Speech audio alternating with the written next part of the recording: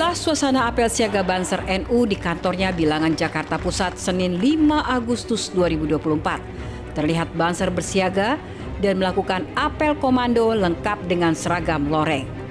Apel digelar di tengah kisruh PBNU dengan Partai Kebangkitan Bangsa. Aksi digelar untuk menjaga ketertiban dan kiai-kiai PBNU dari aksi-aksi demonstrasi. Panglima tertinggi Banser yang juga Ketua Umum GP Ansor Adin Jauharudin menyatakan akan menggebuk aksi-aksi di depan PBNU. Ini kan kita instruksikan kader Banser seluruh Indonesia. Jadi kita minta pertama tidak ada lagi aksi-aksi depan PBNU, apapun itu. Kalau ada kita langsung sikat, langsung gebuk, tapi sebelumnya kita pendekatan persuasif dulu. Nah, kita nggak mau lagi gedung ini dinodai, dikotori dengan demo-demo. Nah itu, jadi yang kedua, hal-hal apapun nanti berkembang di lapangan segala macam, Banser akan terus berkoordinasi dan jika sewaktu-waktu dibutuhkan, kita siap dalam jumlah pasukan besar.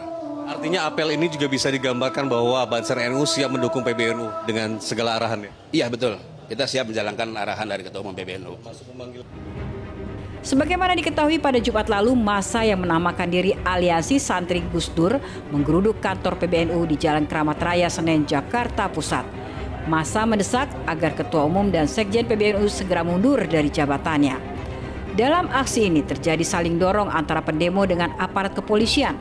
Massa yang berusaha menerobos masuk ke area gedung dihadang oleh barikade kepolisian yang berjaga di lokasi hingga berujung kericuhan.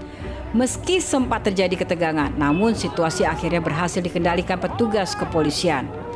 Aksi ini merupakan imbas dari polemik yang terjadi di tubuh PBNU hingga meluas ke sejumlah daerah. Selain mendesak Ketua Umum PBNU Yahya Khalil Stakuf dan sekjennya segera mundur dari jabatannya, massa juga meminta digelarnya muktamar luar biasa NU.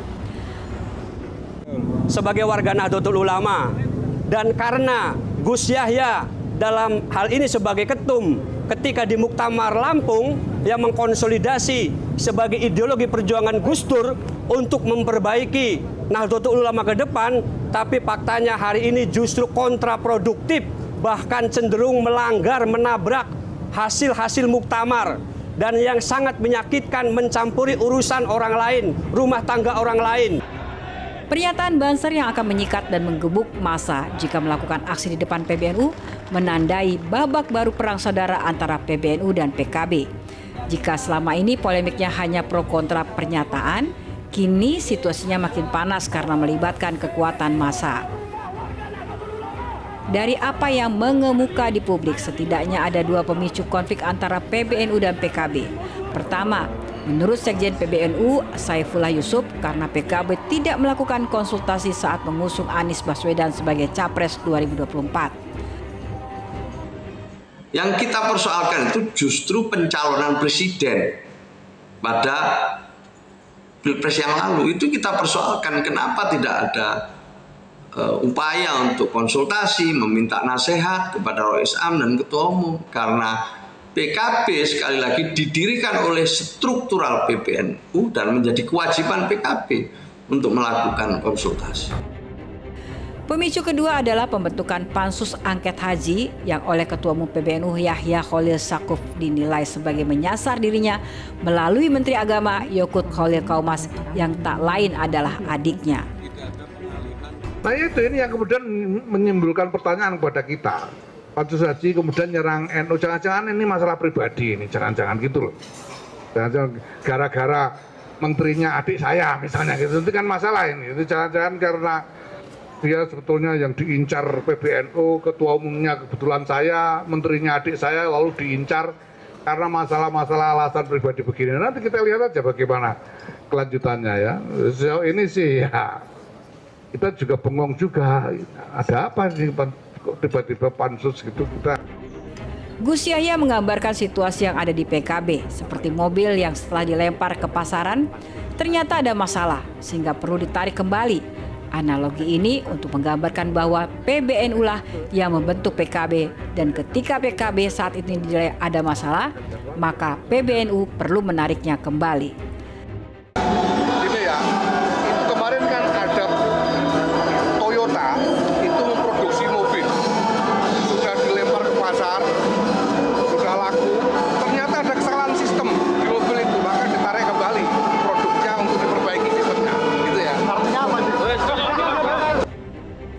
Apakah menggambaran hubungan PBNU dan PKB seperti yang dikemukakan Gus Yahya itu tepat? Wakil Presiden Ma'ruf Amin menilai bahwa antara PBNU dan PKB memiliki tugas masing-masing. Dia menilai konflik PBNU dan PKB saat ini sebagai hal yang aneh. Sebaiknya memang tidak terjadi konflik ya. Ya sebenarnya seharusnya bekerja sama dengan baik dan saling dengan tugas masing-masing. Ya, PBNU tetap pada pembangunan keumatan, nah PKB pada politik. Sebenarnya memang tidak harus, kan tidak sambung. Ini tugasnya ini tugasnya ini seharusnya. Jadi kalau terjadi konslet itu memang agak aneh juga kan begitu. Karena memang tugasnya beda. Karena itu kita harapkan udahlah, jangan sampai terjadi lagi lah, masing-masing berada di jalurnya masing-masing. Hal senada disampaikan pengamat politik Adi Prayitno. Menurutnya, antara PKB dan PBNU memiliki garis demokrasi yang jelas dengan peran masing-masing. Betul bahwa PKB itu adalah anak kandung yang dilahirkan oleh NU ya. Itu tidak bisa ada yang membantah. Ada korespondensi historis yang tidak bisa terputus. Tapi harus diakui per hari ini PBNU dan PKB itu merupakan dua institusi yang saya kira sudah memiliki garis demarkasi yang cukup tegas. Jadi kalaupun toh ada suksesi kepemimpinan di tubuh internal PKB, tentu bukan orang luar, bukan orang outsider, harus muncul dari dalam. Misalnya Bang Marwan mengusulkan supaya jabatan ketua umum bukan seumur hidup atau maksimal cuma 2 periode dan seterusnya. Itu hanya mungkin bisa dilakukan jika pihak-pihak internal di PKB itu memunculkan narasi-narasi semacam itu. Namun, konflik antara PKB dan PBNU sudah semakin terbuka dan melibatkan massa. PBNU tampak memiliki target untuk menggulingkan kepemimpinan Ketua Umum PKB Muhaimin Iskandar. Sedangkan kubu pro PKB juga memunculkan wacana muktamar luar biasa NU untuk mencopot duet Gus Yahya dan Gus Ipul. Di tengah kisruh semacam ini, bisa jadi ada pihak ketiga yang mengalir di air keruh. Dan karenanya, konfliknya bisa jadi akan semakin menegangkan siapa lebih kuat antara Gus Muhaimin versus Gus Yahya. Kita tunggu.